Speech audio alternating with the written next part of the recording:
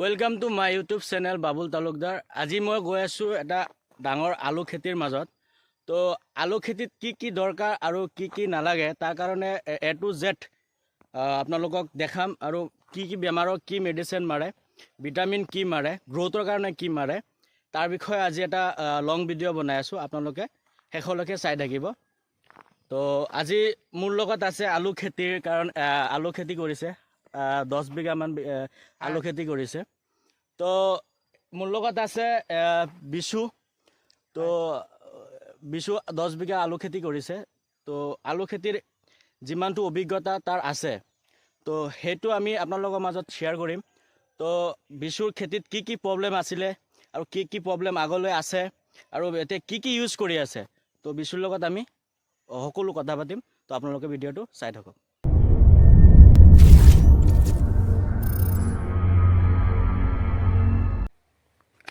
তো বিশু প্ৰথমতে আমি কথা পাতিম যে তোমালোকে ফাৰ্ষ্ট আলু লগোৱা টাইমত কি সাৰ প্ৰয়োগ কৰা?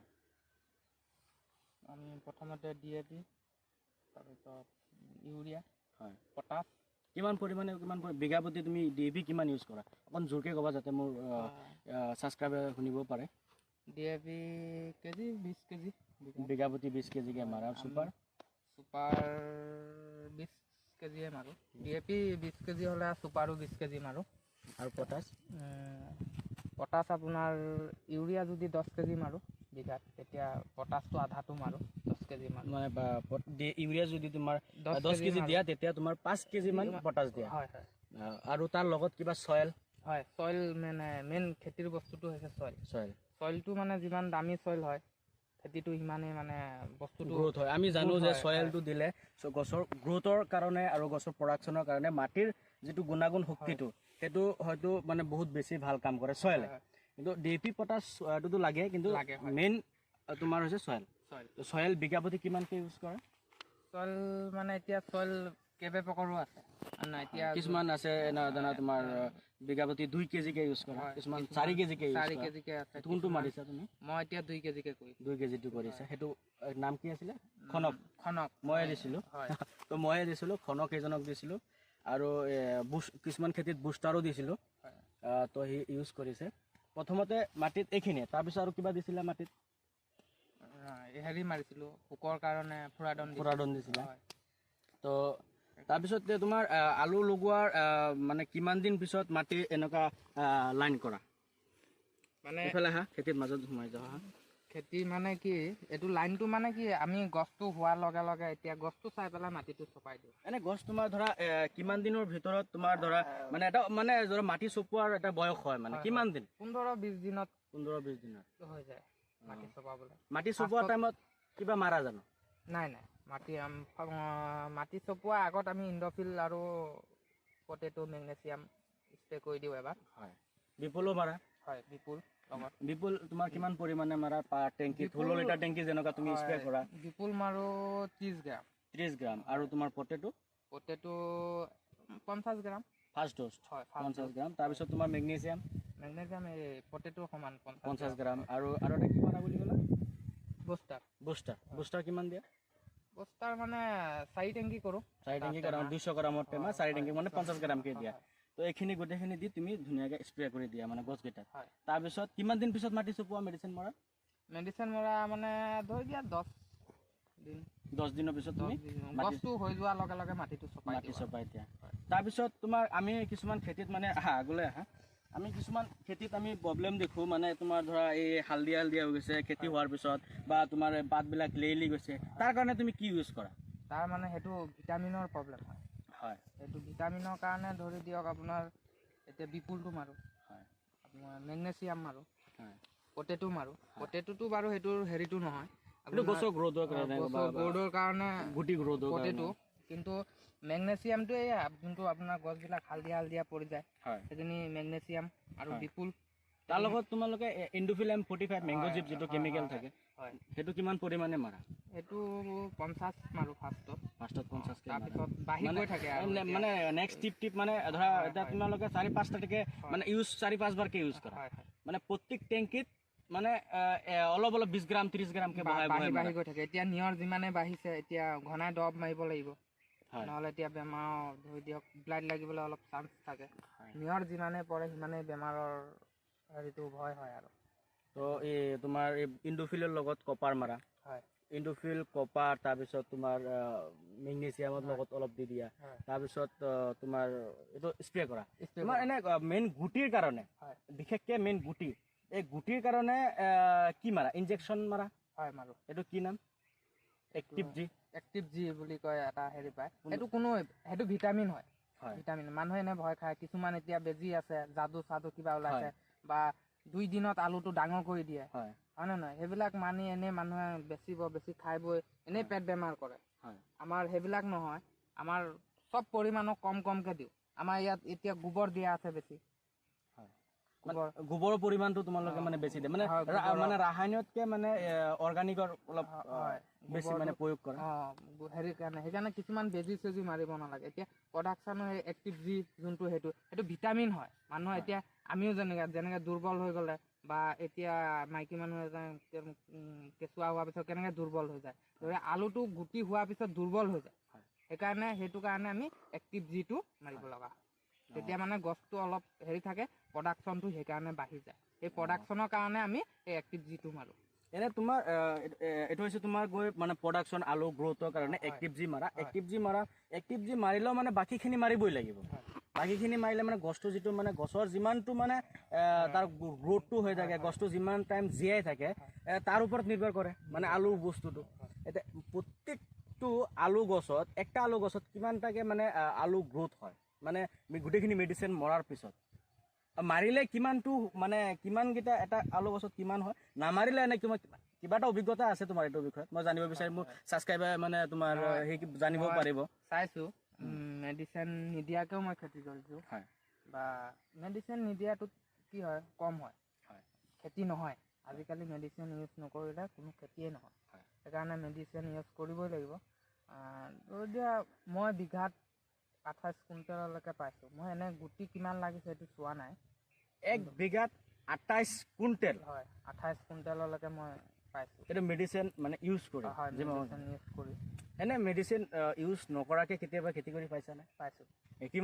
সেইটোত কিমান প্ৰডাকশ্যন হয় তাৰ বিষয়ে জানো। কিছুমানে কয় কি যে সাৰ বা মেডিচিন নামাৰিলেও মানে তোমাৰ ধৰা বহুত গ্ৰোথ হয় বা কি হয়, তাৰ বিষয়ে কিবা ক'বা? নহয়, নাজানো। এইটো ধৰি দিয়ক, মাটি কেতিয়াবা নতুন মাটিত বা গোবৰ দি কৰিলে হয় কেতিয়াবা, কিন্তু নেক্সট কুটাৰ পৰা নহয় আৰু। মানে তোমাৰ মেডিচিন মাৰিবই লাগে। কৃষকটো যিটো ঠাণ্ডা নিয়ৰ পৰে, নিয়ৰত তোমাৰ ধৰা হালধীয়া হৈ যায়, ব্লাইট বেমাৰ লাগি যায়, ফাংগাছ লাগি যায়, তোমাৰ মানে বিভিন্ন ধৰণৰ বেমাৰ মানে আলু খেতিত দেখা পোৱা যায়। কেলে মানে ঠাণ্ডা দিনতহে আমি আলু খেতি কৰোঁ বিশেষ, সেইটো কাৰণে তোমাৰ মানে মেডিচিন মাৰিবই লাগে। মানে তোমালোকে প্ৰথম মানে ষ্টাৰ্টৰ পৰা আগুৱাই খোজকাঢ়ি কথা পাতো না, তোমালোকে মানে প্ৰথমৰ পৰা কিমান দিনৰ ভিতৰত মানে আলু খেতি কমপ্লিট মানে হৈ যায়? 3 মাহ। 3 মাহত তোমালোকে কমপ্লিট মানে আলু উঠাব পাৰে? আচ্ছা। তো সেইটো বজাৰত নি বিক্ৰী কৰা? বজাৰত এতিয়া গুটি লাগিয়ে গৈছে। এটা গছ উঠাব পাৰি নিজে? জাষ্ট মই উঠাইছিলোৱে, মোৰ পকেটত ভৰাই থোৱা। আচ্ছা। লাইফ এটা উঠাক, আকৌ পুতি থ'লে হ'ল, মানে কোনো ধৰণৰ মই জনামতে আকৌ পুতি থ'লে কোনো ধৰণৰ মানে অসুবিধা নহয়। ছাবস্ক্ৰাইবাৰক দেখাব, এটা জাষ্ট উঠাইছো। এইটো কিমান দিন হৈছে বয়সটো? মোৰ বয়স এয়া 1 মাহ হোৱা নাই। 1 মাহ হোৱা নাই, ধৰা গুটি লাগিছে নাই ময়ো নাজানো। আচ্ছা, এইটো জাষ্ট মই ট্ৰাই কৰি চাইছো, মানে তোমাৰ ধৰা 1 মাহ হোৱা নাই, মিনিমাম 25 দিন হৈছে, 25, 26, 27 দিনৰ ভিতৰত, মানে 1 মাহতকৈ কম। কিমান গুটি লাগিছে আমি এইটো ছাবস্ক্ৰাইবাৰক আমি দেখাব বিচাৰিছো। তো এটা গছ উঠোৱা, আমি চাম আজি।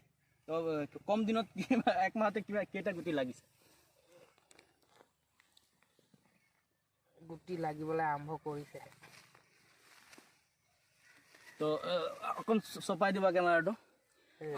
গুটি লাগিবলৈ আৰম্ভ হৈছে। চক এটা গুটি অলৰেডি লাগিয়ে গ'ল, 25 দিন হৈছে। তো গুটি মিনিমাম এটা মিনিমাম তোমাৰ 10-15টা 20টামানকৈ এতিয়ালৈকে লাগি গ'ল, সৰু আহি আছে। আৰু এয়া আহিবলৈ ধৰিছে, মানে তাৰ স্পনটো দি দিছে। তো আৰু 2 মাহ আছে, 2 মাহ পিছততো এইটো মানে ক'ব নোৱাৰি কিমান ডাঙৰ। এনে আলুৰ চাইজটো মই এইটো পুতি দিছোঁ, মই নিজে পুতি দিছোঁ। নাই হ'ব, একো নাই। হ'ব পুতি দিছোঁ, এইটো একো নহয়। আলু এনে চাইজটো কিমান হয়? চাইজটো 3 মাহ আৰু ধৰা ইমান। এইটো আমি মানে কি প্ৰডাকশ্যনটো বাঢ়ি গ'লে চাইজটো সৰু হৈ যায়। আৰু এটা বস্তু পাতিবলৈ পাহৰি গৈছোঁ, ইয়াৰ জাতটো কি আলু, কি বুলি কয় এইটো? মানে এই আলুটো আমি এনে কিবা কিবি জলন্ধৰ আছে, লোকেল অসমীয়া আলু আছে, তাৰপিছত তোমাৰ কাণপুৰি আছে, আমি কিছুমানে এই খাবলৈ যে গেলামাল দোকানৰ পৰা আমি কিনি আনো, এইটো কি কয় বাহিৰা আলু যিটো? বাহিৰা আলু নহয়, আমাৰ এইটো লোকেল অসমীয়া আলু যিটো কয়, আমাৰ এইটো লোকেল অসমীয়া আলু। এইটো মানে এইটো মই ভাগ দেখিছোঁ, এটা থাকে ৰঙা, এটা থাকে অলপ বগা টাইপৰ নিচিনা। এইটো মিক্স থাকে আৰু এইটো আছে, এতিয়া বগাও আছে। এতিয়া মই এজোপা তাত নাঙল টানোতে ওলাই গৈছিলে, একেই মানে এইটো বগা ওলালে, এইটো বগা ওলাইছে। আৰু এইখিনি এইটো এতিয়া এইজোপা খানোতে ৰঙা ওলালে। মানে এইটো নহয় যে মানে ৰঙা বগা লগালে যে ৰঙা নোহোৱাৰ চান্স নাই, তেনেকুৱা কোনো কথা নাই। মানে বগাও আহে, তোমাৰ ৰঙাও আহে। মানে এইখিনি যে লগাইছা, এইখিনিত হয়তো তোমাৰ আধা পৰিমাণে ৰঙাও থাকিব পাৰে, আধা বগাও থাকিব পাৰে। মানে এইটো মানে জাত বেলেগ নহয়, একেটাই, কিন্তু মানুহে এনে ৰঙা বগাটো বেলেগ বুলি কয়। এইটো মানে কি এটা ৰঙা হৈছে এটা বগা হৈছে, কিন্তু একেটাই আলু। এতিয়া মই গহপুৰ চাইডে মই আলু নিছিলোঁ, এতিয়া গহপুৰ চাইডে মই যেতিয়া যোৱা বছৰ আলু নিছিলোঁ, তাত এই বগা আলুটো বিচাৰে, বগা আলুটো বিচাৰে, সেইটো অসমীয়া আলু বুলি ভাবে।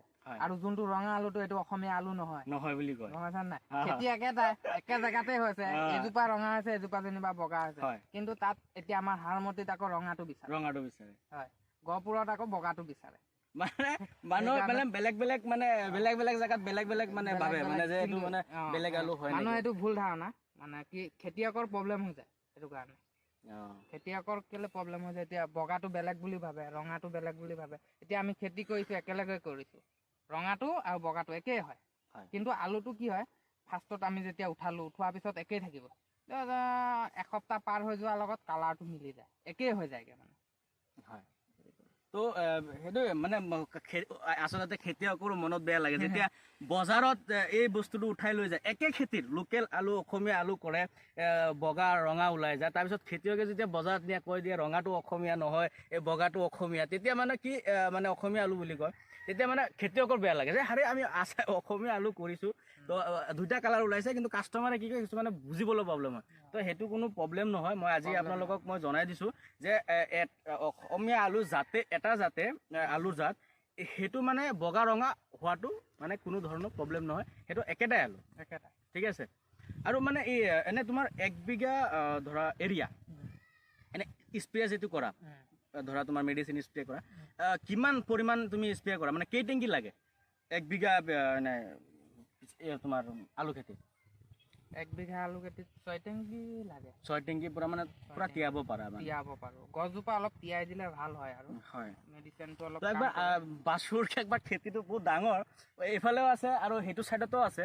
মই এটা খেতিৰ মাজত ৰখি আছোঁ, তো মই যিমানটো পাৰোঁ বাছুৰ খেতিটো দেখাই দিয়ে এইফালে। বিষ্ণু চৰি, বিষ্ণু তাৰ নাম। তো খেতিটো অলপ দেখাই দিলে ভাল আছিলে।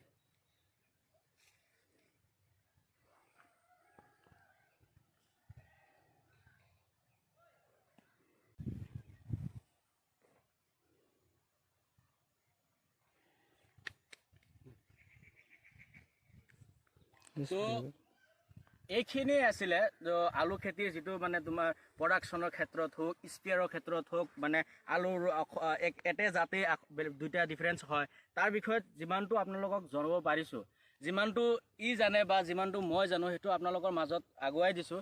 তো গতিকে আপোনালোকে কি জানে এইটো কমেণ্ট বক্সত আমাক জনাব, তাৰ পৰা আমাক কিবা অভিজ্ঞতা হ'ব বা বিষ্ণুৰ কিবা এটা অভিজ্ঞতা হ'ব। তো তাৰ বিষয়ত আমি যিমানটো পাৰোঁ আপোনালোকক জনাইছোঁ। তো গতিকে ভিডিঅ'টো আপোনালোকে চাই মেলি কিবা শিকিব পাৰিলে শ্বেয়াৰ কৰক, বেলেগ আনকো দিয়ক যে কেনেকৈ আলু খেতি কৰে, কেনেকৈ প্ৰডাকশ্যন, কেনেকৈ স্প্ৰে কৰিব লাগে। তো এইখিনি আছিলে, ধন্যবাদ।